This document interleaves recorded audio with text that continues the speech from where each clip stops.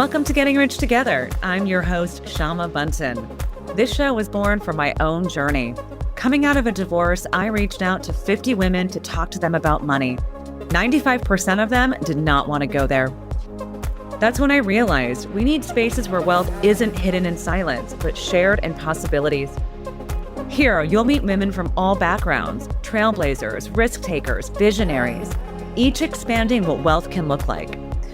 This is your place to be inspired, to discover new pathways, and to remember that we rise by building wealth together. Getting Rich Together is a Wealth Catalyst production. At Wealth Catalyst, we bring together education, networks, and great opportunities for women to build wealth and change the world. Now, on to today's show. I am here today with the incredible Shelley Kuipers. Shelley, you are a brilliant, powerful woman who I have the immense honor and pleasure of having here on the show. Aside from being a powerful leader in general, you are a prolific investor, entrepreneur, and co-founder of the 51, a movement and venture platform bringing more women into investing, founding and building wealth. You are redefining what capital and leadership looks like and proving that when women invest, everyone wins. I am so excited to have you here today on Getting Rich Together. Thank you for being here. Thank you. I'm really excited to be here. Well, it's so wonderful to get to peel back the onion layers of prolific women who are changing the world. I feel like we often see what we're doing in these demonstrative ways, LinkedIn, on the posts, on the ways in which we're activating. But we rarely ever get a chance to know the Shelley who was maybe once in pigtails or ponytails, or the one who was maybe thinking about some of the younger things that a child might be thinking about. And so, Shelley, I'd love to start with, what was life like for you around the ages of 10 to 12 years old? Where were you in this beautiful world of ours? What was family like for you? And what was money like? Okay, so flashback. So I would have been living in Northern Alberta in I guess it would have been considered a very small city. And yeah, here was this daughter of a forest ranger and a mother who was a United Church secretary, going to elementary school. Very simple upbringing. Prior to that, we lived out in, I would say, like more backcountry places. Again, because my dad was a forest ranger. So we found ourselves in this big city when I was in elementary school. And it was like, it was just a very simple upbringing. I was always in trouble. I was always in the principal's office for something. So, I was always doing something wrong. I was chronically a rebel, troublemaker, didn't listen to instructions. Yeah. So, yeah. And I was probably out smoking in the school grounds. I was probably in the principal's office. I would talk back to my teachers. Yeah. No, that was me. I mean, was the sentiment at the time, I'd rather be in the forest? Probably. Yeah, the whole city thing, that trying to fit in and probably not being the cool kid was probably the impetus for a lot of that rebellious behavior. But I have to say, I still have all of that. So I'm still very anti-status quo, rebellious. I don't like to follow instructions.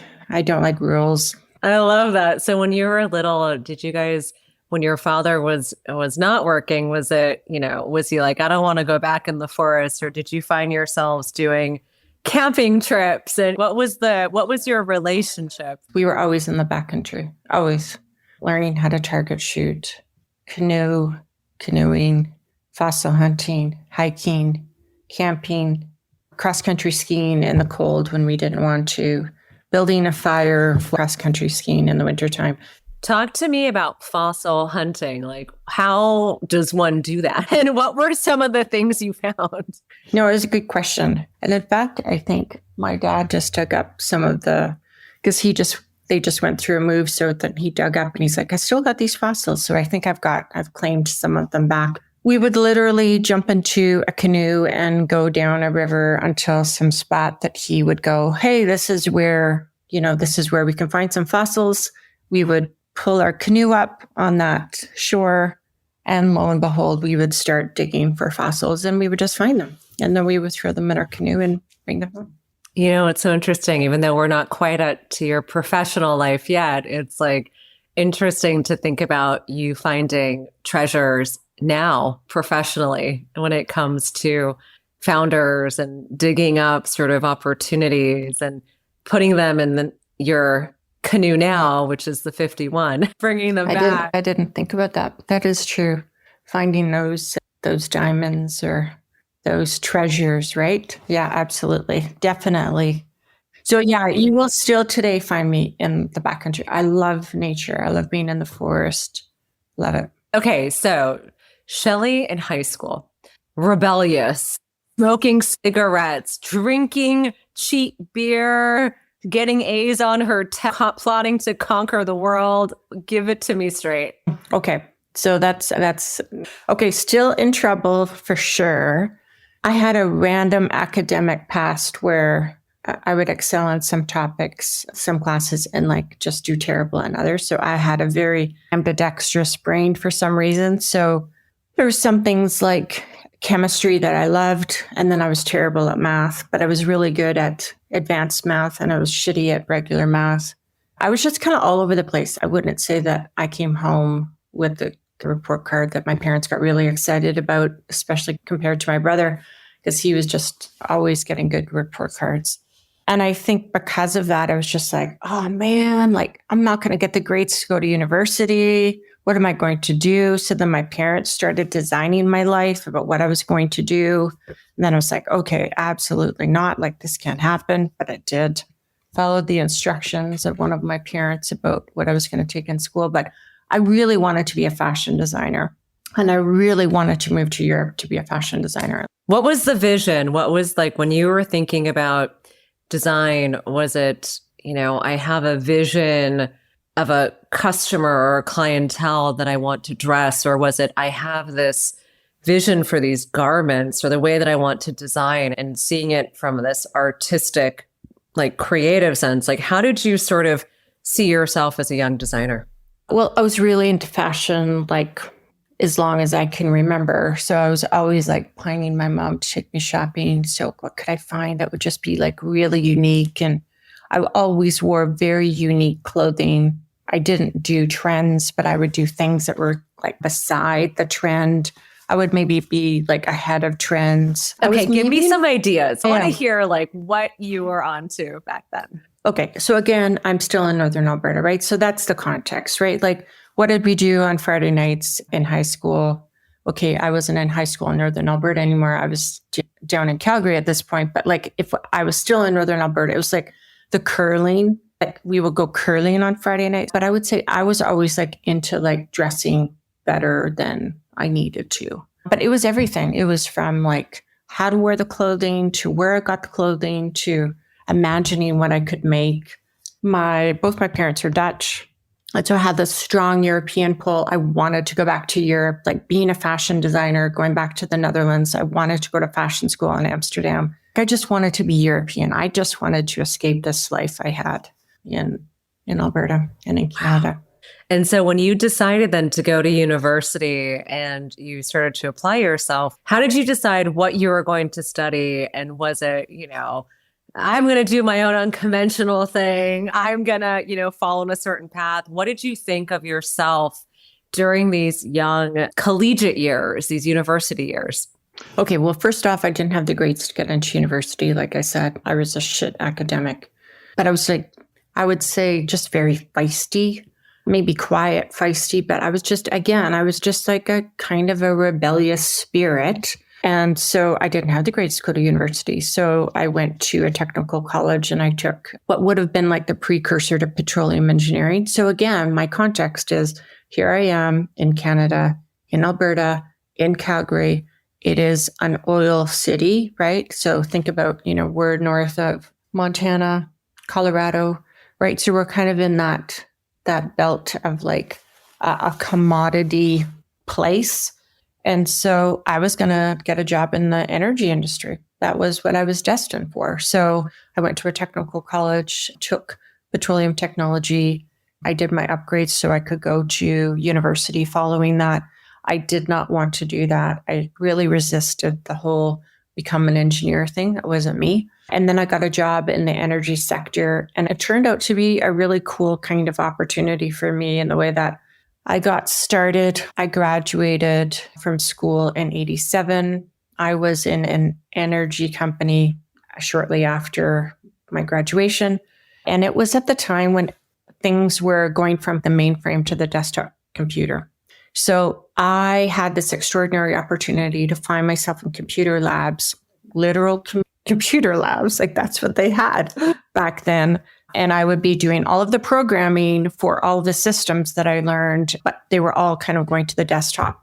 And so I had a fortunate opportunity to be valued because I knew all of the software and I knew all of the technology and I knew the mainframe systems and I knew the lab and I knew the systems that were coming out that were on desktop. So it actually worked out really well that I was recruited by one energy software company. So I was in tech, it would have been like 88, 89, like actual technology companies that were servicing the energy industry. And then I had my first child, went on mat leave, and then I was recruited by another energy software company. Yeah, so I've been in technology ever since then. And so my upbringing as a young person in tech was like learning how to do everything in a tech company. So tech support, product management, marketing, sales, developing a consulting, just learning how to distribute software. And again, think about it, 88, 89, 90, all the way through the 90s. The one company I worked with in the 90s, I was with them from 1990 to 99. We did a transaction in 99 to Schlumberger. Like that was my life. That's what I knew. I was not a founder at that point in time, but I definitely felt like a founder. I was very invested in my work. I worked my ass off. I acted like it was my company too, and it wasn't. And then when we did a transaction, I was like, I learned a very valuable lesson, right? Like you throw something into, you treat it like your life's work. It's like you work very, very hard and you're like, oh, but it really wasn't mine. So I largely didn't benefit from that transaction. And I was like, okay, well, you just gave a decade to that company. Now, what would happen if you gave a decade to yourself doing what you could do? So once that company sold in 99, then I pivoted and became a founder myself. So since 99, I've either have been a founder or a co-founder. It's incredible, Shelley. Those early years of navigating technology and being in this energy space, did you find yourself playing the corporate hierarchy, if you will? Like, were you ever, someone who was negotiating for salaries? Or was it more like, I'm excited to have this experience and sort of build my skills? How did you look at the corporate hierarchy? And obviously coming out of college, finding yourself in technology is definitely, it feels to me like a stronger foot to land on than, let's say, many of the other jobs one might find themselves doing after university, after college. So how did you sort of context your professional development and early stages of what money meant to you at that time? That's a really good question. I was very focused on earning good money. So when I finally had the opportunity of graduating from high school and then going through technical college, I had different jobs along the way. I threw myself into every job. I would have more than one job. One part was the work ethic, but I loved that was earning my own money. That meant a lot with the money that I earned when I was a young person. I took some unconventional moves with that capital and I did very well for myself. Like what? What were some of the things you found yourself into within these early days? So while I was going to technical college, I got a job working on a pipeline crew in Northern Alberta. And I was on the pipeline crew that was kind of like cleaning up the job site, prepping the site for kind of like completion. So it was like painting and priming it. It was like making the pipeline site look good. And so this was a summer job and I worked there and I couldn't believe the money I was making. It was ridiculous. I was making more money than my father. I remember that clearly. And we would work 10 days on and 4 days off. 12 hours a day. Like it was like we were outside working the whole time, but made really good money. And that money, I just socked it away. It helped me buy my first house. When I had an opportunity to invest in an energy company, an energy startup company in 98, I took a risk on that too. I knew the founder of the company. I had worked with him. Was that your first investment, like your first like private? How old were you at that point, and what did that feel like? So I guess it would have been 31. Yeah, 31. And I remember it. I remember like, taking this money and deciding to make that investment and going like, this is very high risk. Like, what are you doing? And there was others in kind of like our friend circle that came into the investment as well. And, initially it was kind of like an energy talk, like you're drilling for something. And the first couple of times it didn't really hit anything. And then it was like the third time we did. And I was like, okay.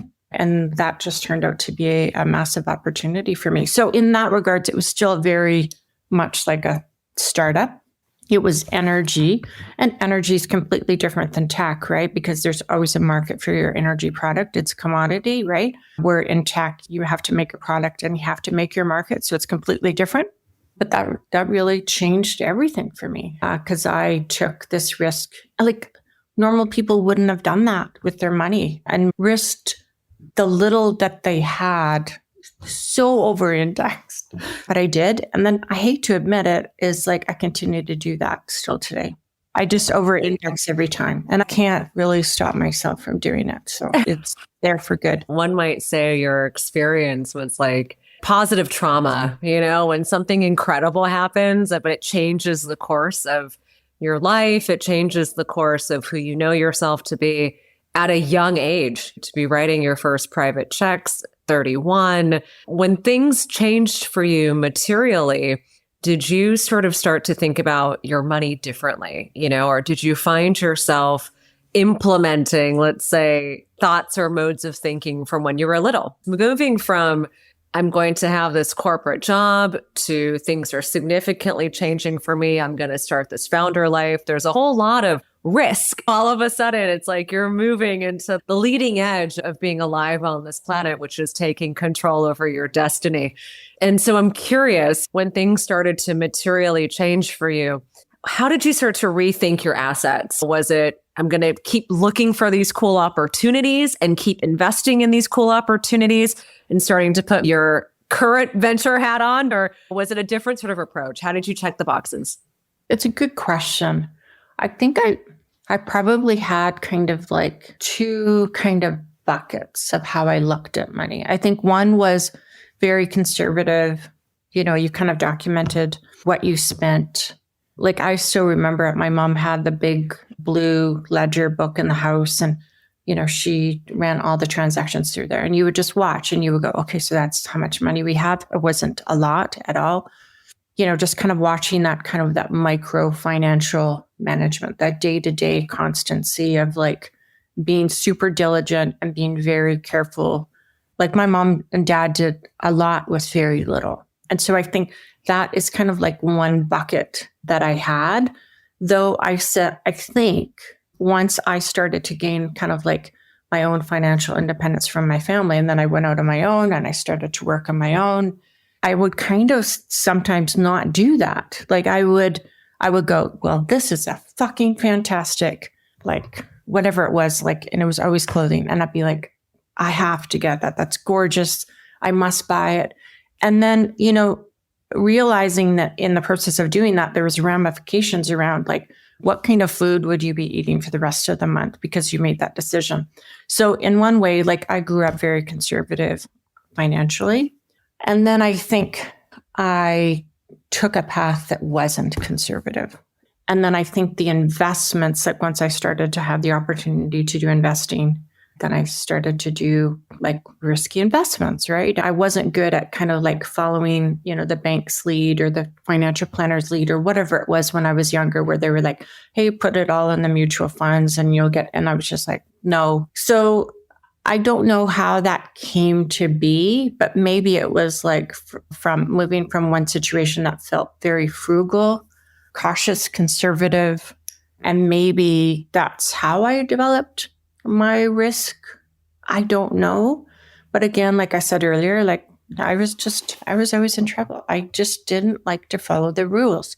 Yeah. And like my mom we kind of use the word cult use loosely. So I kind of grew up in that environment. And so I think, she was very strict. And so I think that was another kind of aspect to why I had this strong rebellious spirit, right? It was just like, God, it's just like conforming to all of these things. Like, this is disciplined how we have to live. And this is how cautious we need to be with our financials. And we did have to be because there wasn't a lot, but my parents did so well over time. And I don't know, like, I just think that's how I developed I wanted to be independent financially. I wanted to make money. I wanted to learn how to make more money of the money that you had. There was always something over time. I don't know when I got this piece of advice, but it was a long, long time ago. And it was, you're not going to become wealthy through your income, getting a job and pursuing that higher kind of page. I don't think I was good at that at all, but I think I just took advantage of the situations that I was in. They looked after me financially, like I had a paycheck. And then what could I do outside of that paycheck? I think was probably a bigger interest than the paycheck itself. Pause for a second. If you're not already on the Wealth Catalyst Substack, you are missing out. Over 20,000 people have subscribed, and they are diving into stories, strategies, and money expanders you won't find anywhere else. Join us today and keep fueling your wealth journey. Check out the link in the show notes. Now back to the show. I love that. And so as you were preparing then to start what would then turn out to be the rest of your life, which is living in this founder, entrepreneurial space, was that something that you had identified inside of you that you were ready to take a leap on?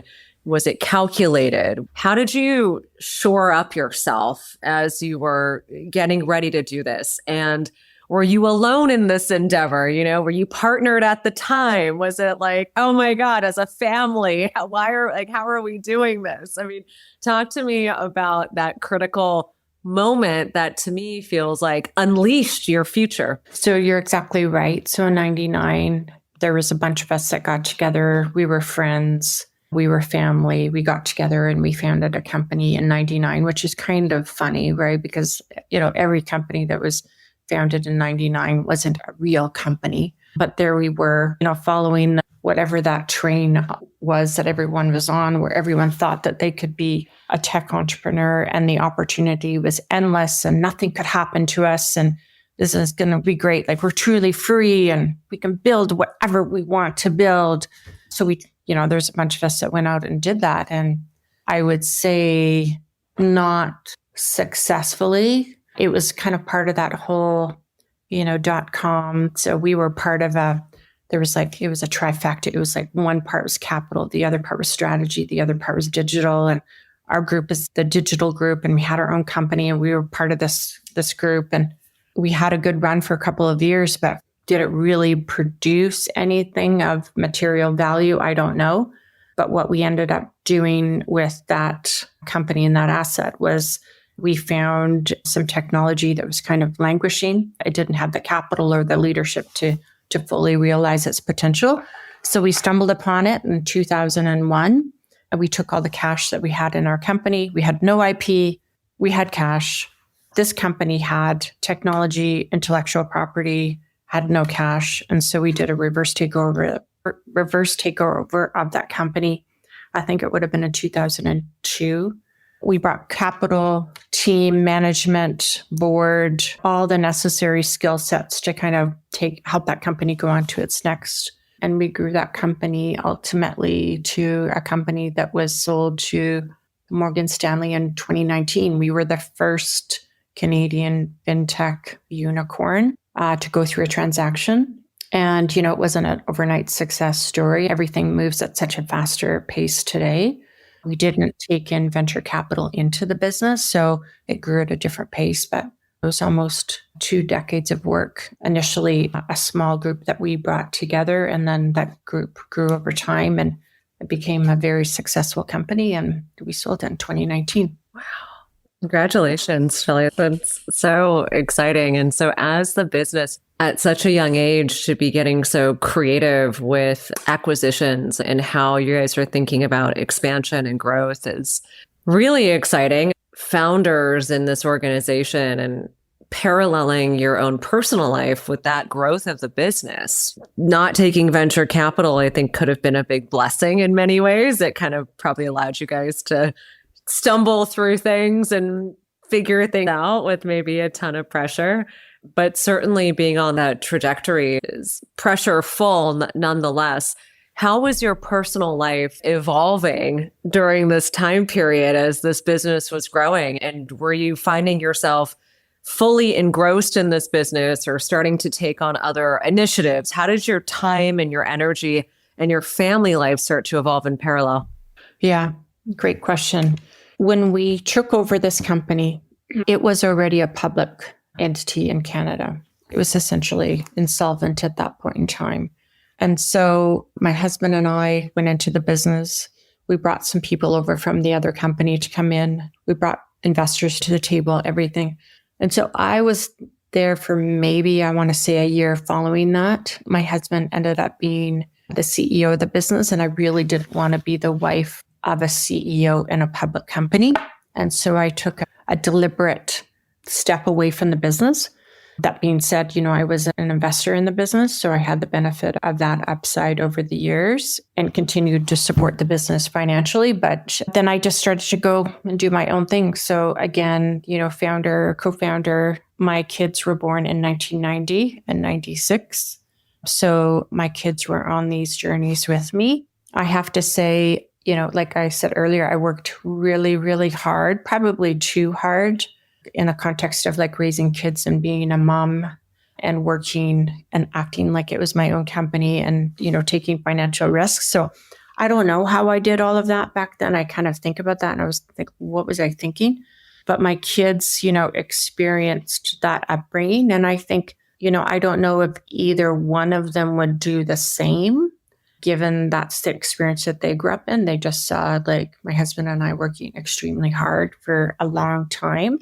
And like our kids today have a hard time reconciling that. They have the benefit of that hard work financially. Like we've been able to support them, but I don't think that they can reconcile what actually was required to do that.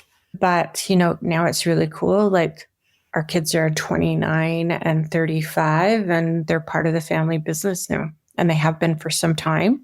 And, one more silently than the other for different reasons. But it's really cool now to be kind of like planning this next generation opportunity with our kids. And my eldest son is married and we have grandkids now. So it's kind of like you start looking at everything a little bit differently. As a young person, you would take immense risks because it was just you or you had nothing to lose.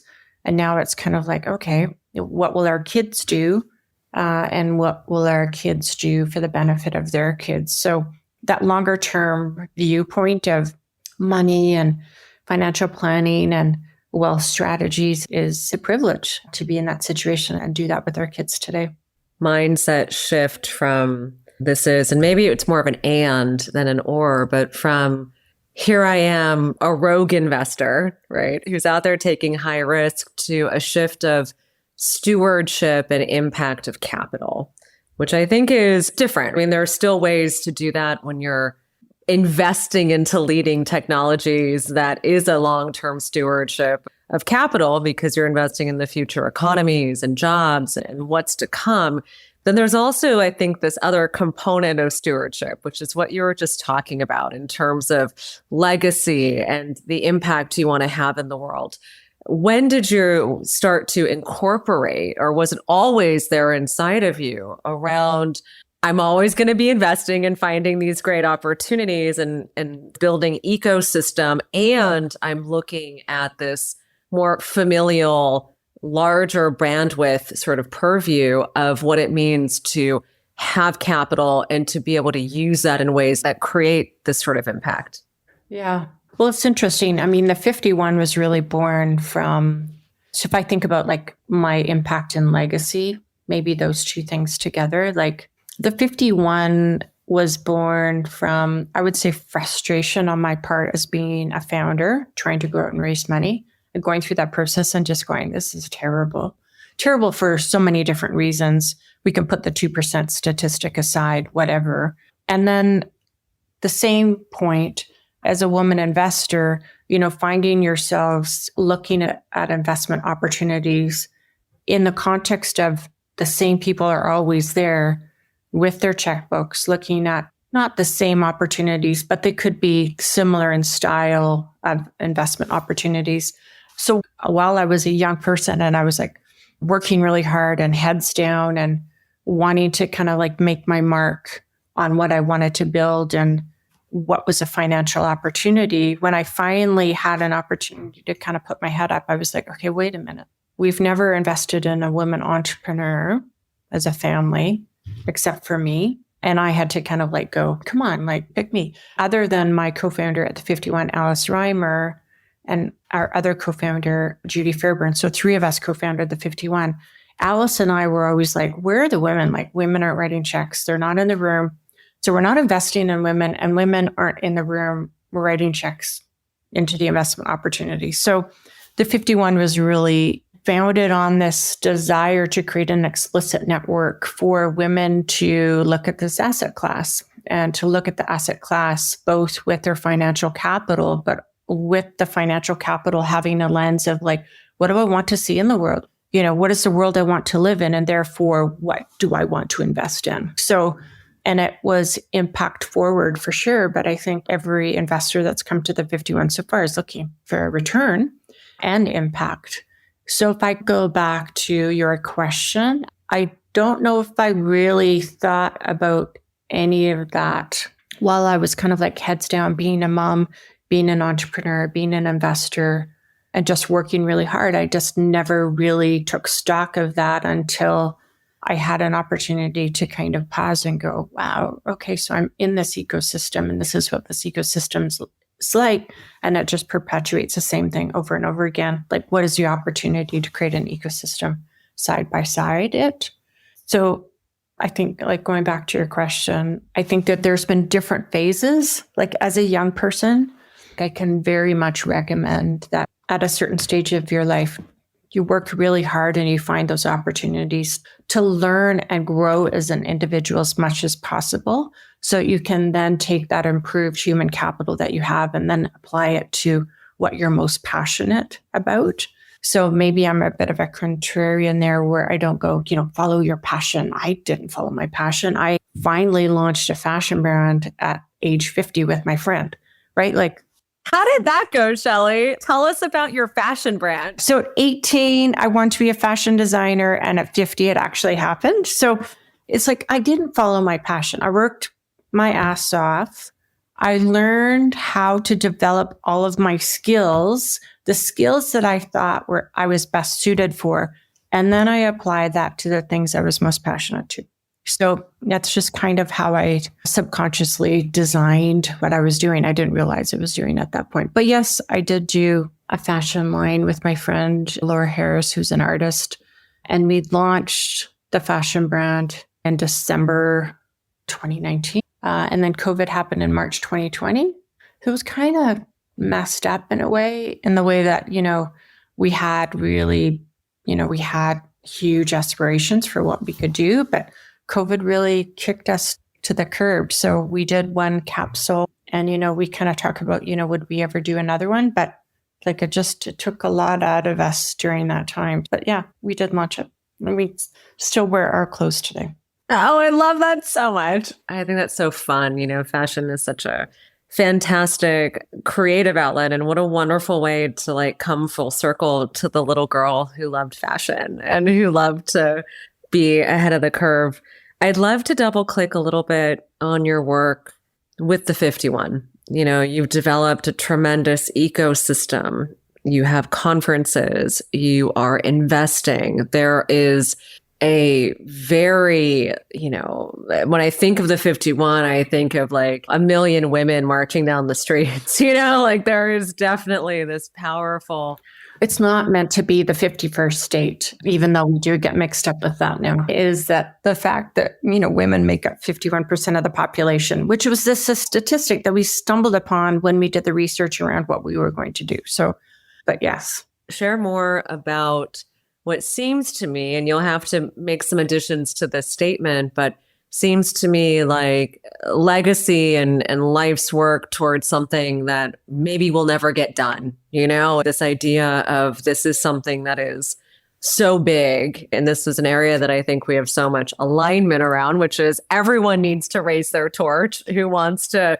see change happen and do what they do best to move towards that change.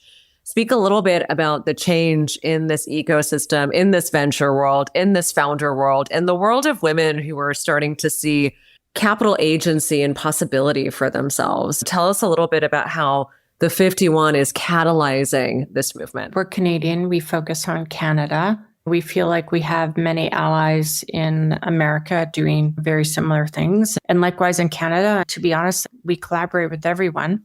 The 51 exists to unlock the economic potential of women, full stop. So through women's ingenuity and innovation, women's consumer spending, women's influence at the corporate around procurement, the wealth transfer and the private wealth that will be in the hands of women in this decade, women are an economic engine. And, for too long, we have not been taken seriously. And I think, we are just at the cusp now of what is possible. The conversation that we had before we went live, this isn't about carving up an existing pie. This is about unlocking so much more, so much net new innovation, commercialization, wealth and opportunity that, it is an opportunity waiting to happen. And so that's what we are pursuing. Our model at the 51 and how we're designed is we have a not-for-profit that does capacity building and education. The 51 proper is a venture firm and a financial platform. While we have started with venture capital as the initial financial product that's gone to market, we have plans to bring many other financial products to our community. Our community got started with 75 women in my kitchen in 2019. And, across Canada today. That's not a small number of women. Started this with 75 people in my kitchen. I know. But we were jammed in there. It was a tight room. But it was just an immediate network. Alice, Judy, and I said, okay, let's get our immediate network together in a room. Let's see what we can do. And, by the end of the year, we'll be 48,000 across Canada. So we're seeing this, this demand and desire to be part of the 51. Like I've said, we started with venture capital. We have 2 funds. We're raising a third. We have another partner fund. We're deploying capital, raising capital. We've invested in women-led, co-led companies across Canada and the US. We have limited partners in our funds from coast to coast. Any gender can participate in our financial products. We have plans to activate $2.5 billion of women-led capital by 2030. We are doing the math on that every day. How are we an activator, a catalyzer of this capital and innovation opportunity? That's what we're working on. It's really exciting. People want to be a part of it. And again, we're not taking away anything from the existing economy. We're finding new opportunities and so that's our mission. That's what we're on. And yeah, I don't know what else to say, but it's for our team, it's life work for sure. I mean, no small thing, right, Shelley? Exactly. You say it so casually, but hold on. No. There's nothing casual about it. No, it's not easy, not small, not overnight. So, we are all living so much longer these days. And certainly with the companies you're investing in, I'm sure we're going to see some fantastic, hopefully some great longevity things. And so I'm curious, from this vantage point of, let's say, early 100s in your life, looking back at this body of work that you are focused on creating and legacy and what this life looks like for you. What might you say and reflect on from this young age of, let's say, 102? Oh, God, right. My doc did say, don't worry, you're going to live to 110. And I was like, okay, That's a different planning horizon, right? She's a big longevity fiend. Like she's always pursuing all of these new solutions and ideas and innovation around longevity. So yeah, no, it's a good question. 102. I don't know. I do think that what we're doing at the 51, and you touched on this earlier, is this is multi-decade. So I don't know. We keep looking at the statistics around the pay gap, or we keep looking at the statistics around investing in women. Like they're not really moving. I think this next generation is changing everything. And from what I understand is Gen Z is closing that pay gap, maybe even, it's going the other direction, which is really fantastic.